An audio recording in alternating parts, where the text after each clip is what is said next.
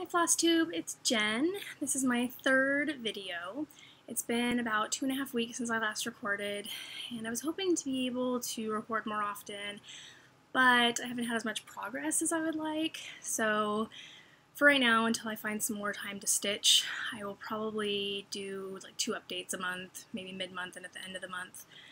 So let's see. First, I want to thank everybody that has subscribed to my channel. And I'd also like to thank everybody that has joined my Facebook Needleminder group. I really appreciate all of you, and it's fun connecting with you here and on Facebook and in the different Facebook groups, and I just really appreciate this community. If you haven't had a chance to check out my Needleminder group, I will put a link down below so that you can check it out if you like.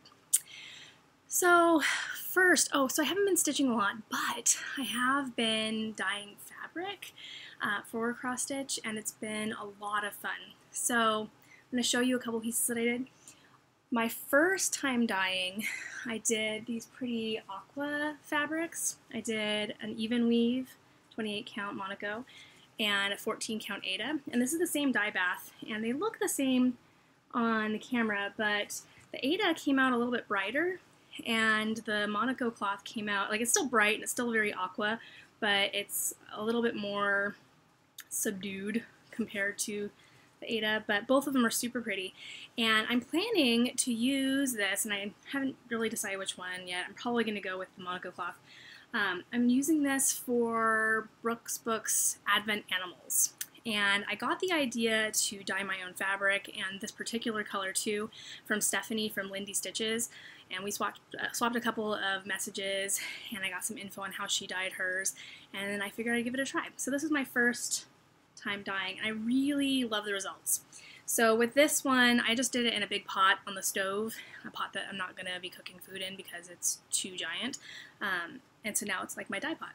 So this one turned out really well. I actually do have a little bit of modeling. You can kind of see a little bit here, some dark areas, and there are a couple areas where it's a little lighter, and I wasn't really expecting that, but it's nice. I like it.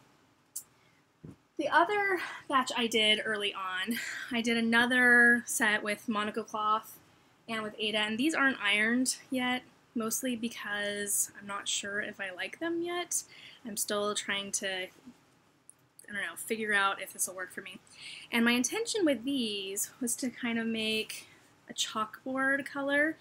I'd like to stitch up the seasonal chalkboard signs from Just Cross Stitch magazine, and I also want to stitch up the hands-on design monthly chalkboard designs. And so I figured maybe I would dye my own, because I was having a hard time finding a piece big enough or like the right size to chop up, and I found a couple, and I was like, you know, I dyed my aqua fabric, I like the way it looked, maybe I'll give it a try. So these dyed up very differently. Let's see. So this one is the Monaco, and this one is the Aida, and you can see that it's like pretty bluish. And when I was doing the dyeing, these actually came out really purple the first time I put them in.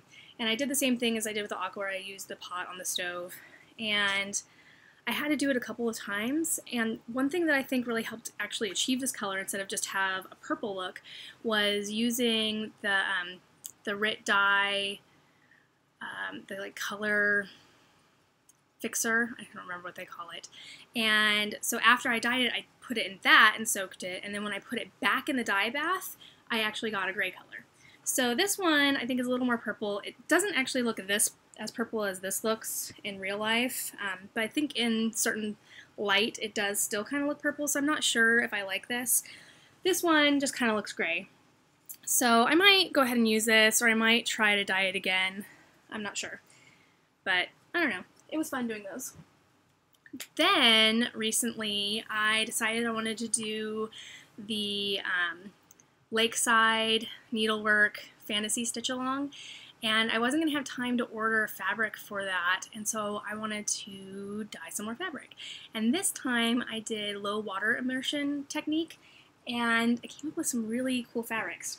So first, I used Rit dye, I used the liquid, and if you go online, you can find, they have like a color guide that gives you amounts that you can mix to make a whole variety of shades of different colors. So they still have like I think 25 different liquid colors, which is more than they have in the powders. But they have hundreds of colors that you could make, and they give you the mixing guide so that you can make tons of different shades. So I use that to help me kind of make my own shades.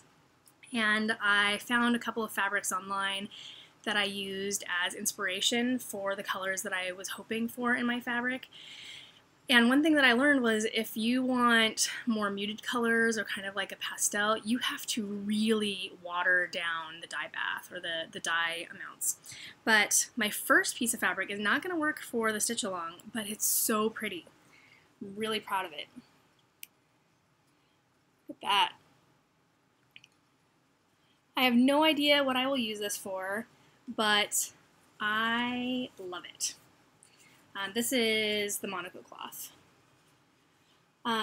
So if you want to learn how to do low water immersion, I just found a video on YouTube actually, and I couldn't find it again when I wrote about this on, I posted in the Stitch Along group, and I couldn't find the video again when I was talking about it there.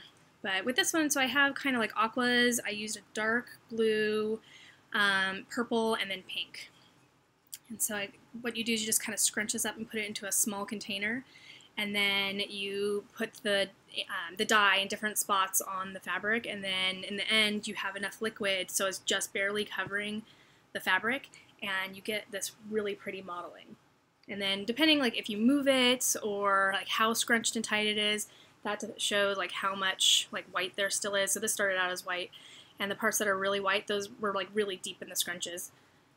So I used leftover dye from that one, and I was like, I'm going to dye some more. So I had a bunch of purple and pink and a little bit of the blue left over, and so I dyed this piece. This is also 28 count Monaco. And you can see that this white is actually mostly like light blues, and then others are like pink and purples. So again, no idea what I'm going to use this for, but I'm sure I'll figure it out. I mean, it's a good like medium tone, so I could probably stitch lighter things on it or darker things, and it'll be fine. My third try gave me the perfect fabric for the stitch along.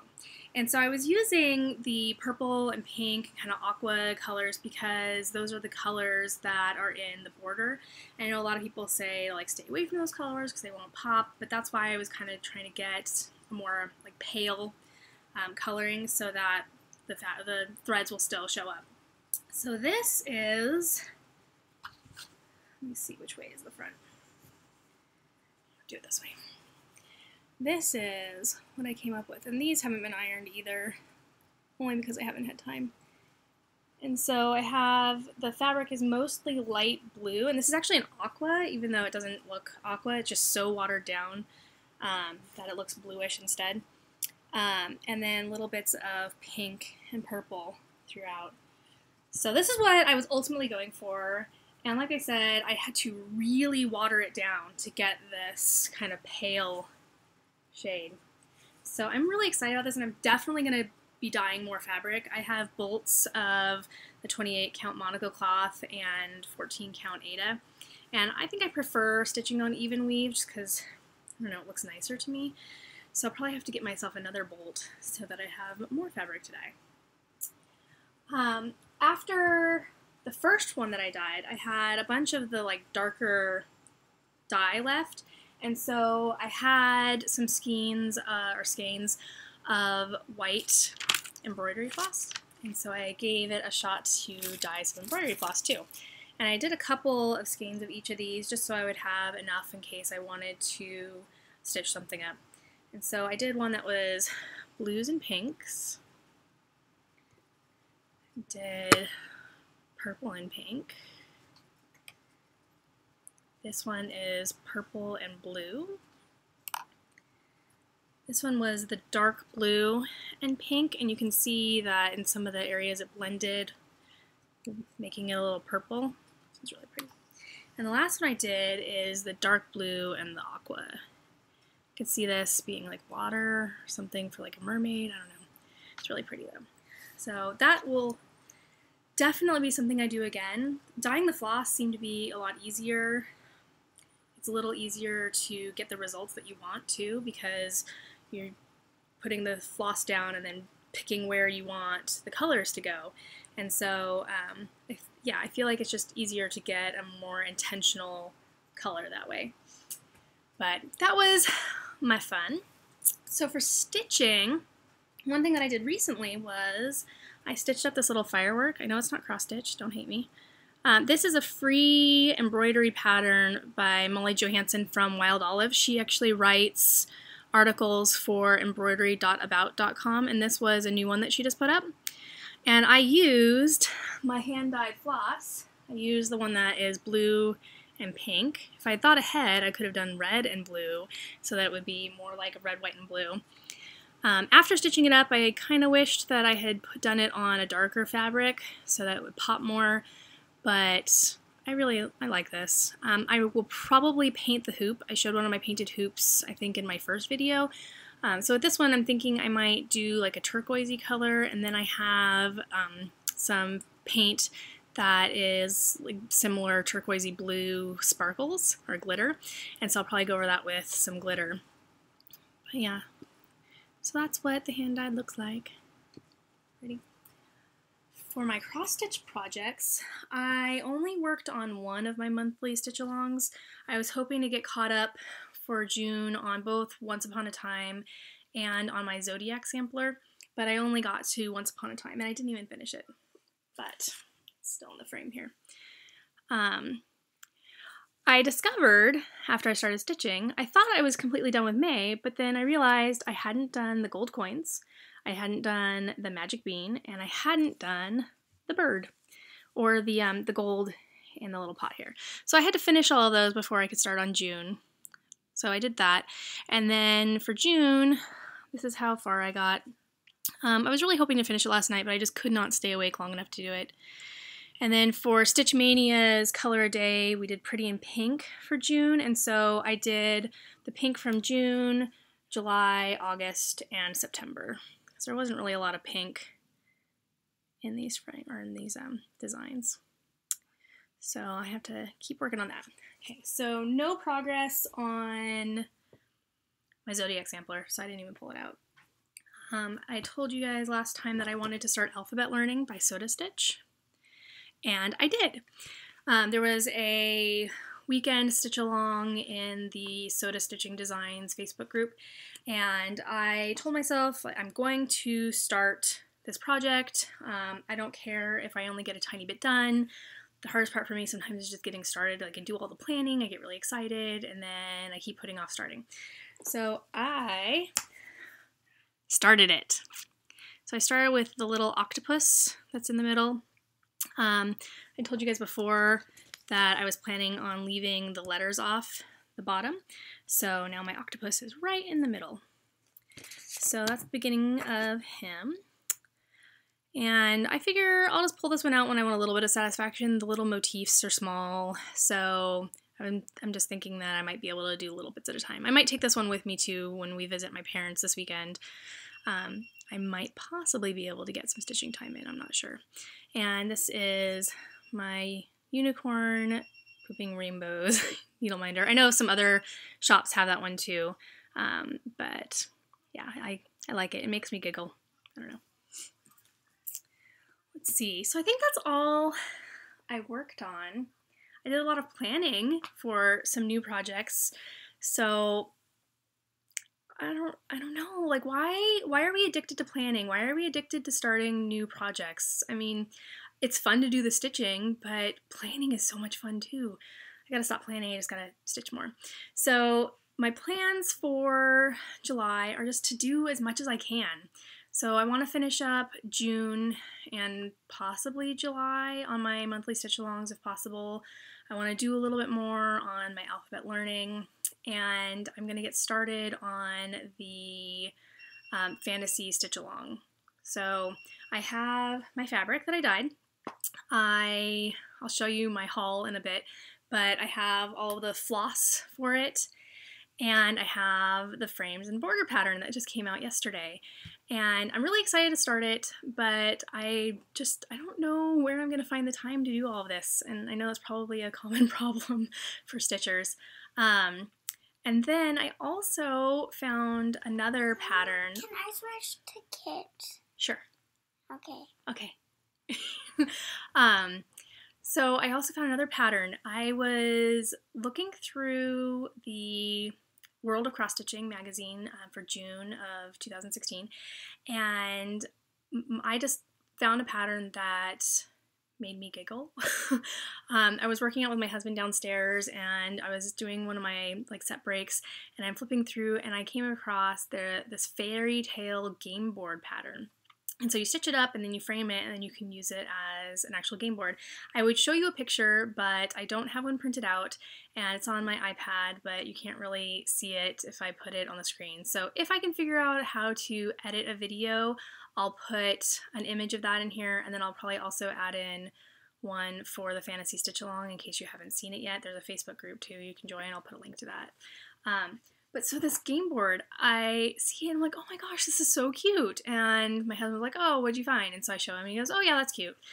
And then the more I looked at it, I kept giggling. So some of the things are fun because the terms that are on there, of course, are like UK terms. So it'll say things like lose a go or throw again. And so every time I read one of those, I'm like, throw again. And so I'm like giggling. I'm like, oh, it's like rolling. I'm like, oh my gosh, my kids could learn these cute little terms. Hopefully that's not offensive, that I think they're cute. I don't know. I think it's fun. And then there are just some really cute, I keep using cute, motifs in there. So it's like a little spider, and then you're like on your way to grandma's house, and they're all like bridges you can go through. And then just the more I looked at the pattern, because it's split up over a bunch of pages, the more I looked at it, the more I was like, oh my gosh, this is so adorable. And so I kept giggling and showing my husband like, oh, look at this part, look at this part. And so I'm like, okay, I have to stitch this up. And he's like, oh wow, I wonder how long that would take. And so the magazine estimates how long it would take you to stitch it up, and it says the estimate is 140 hours. So when I told my husband like, oh, it estimates 140 hours of stitching time, so I'll have that done in no time. And he was like, 140 hours? That's crazy. And it reminded me that, you know, people that don't stitch have no idea how long it takes to stitch up some of these patterns. So I'm still stitching it, and I have to figure out how to fit in that 140 hours with all of the other things that I would like to stitch too, but hopefully I'll finish it sometime before my kids are too old to play cute little board games. So those are my plans. So continue my monthly sales, continue alphabet learning, start my fantasy stitch along, and I have the fabric on order for the fantasy board game, and I have all the floss. So when that comes in, I'm going to try to make a start on that too, if I have time. Let's see. I guess haul is next. I didn't think I had gotten that much stuff, and then I started gathering up the things that I bought, and I realized, wow, I do have a lot of stuff. So first I got an order in from 123 Stitch. And I got the Waterliles for my Tree of Hope mirror that I'm going to stitch for my mom. And for Gypsy Mermaid, also a mirror that I'm going to stitch for my sister. And they're so pretty. So this one's Daffodil, Mediterranean, Tangerine, Tiramisu, Moonglow, Bermuda Reef, really like that one, African Sunset, it's also pretty, it kind of looks like the one that I got, Sea Glass, and one of them was on back order, it's called Bittersweet, I think it's an orangey one, I don't know, so that's supposed to come in maybe next week. I have never stitched with silk flosses before, and these are super soft, so I'm excited to get started on that project, or on one of the projects, so I can stitch with some silk. If you guys have any tips for stitching with silk, let me know, because I really don't want to screw this up. I also got the Krinnik for, I believe this one was for Gypsy Mermaid, so there are two of them. This one is 019 and number 8. I've heard that some people don't like working with number 8, so if you have tips for working with Krennic too, just let me know. And this one is 001HL, so this is one of the high luster number 4. So that's going to go in, there's some detail on the Gypsy Mermaid around the edge that has like the north, south, east, west, and it's like supposed to be metallic. It's really pretty. Got myself some more needles. Somebody on Stitch Mania mentioned that they get bone needles in bulk through eBay, and when I looked, I don't know, like I'm guessing if other people buy them, it's not a bad deal. But it makes me a little nervous when they're like, oh, it's not in the packaging. So for me, I'm like, how do I know that they're actually bone?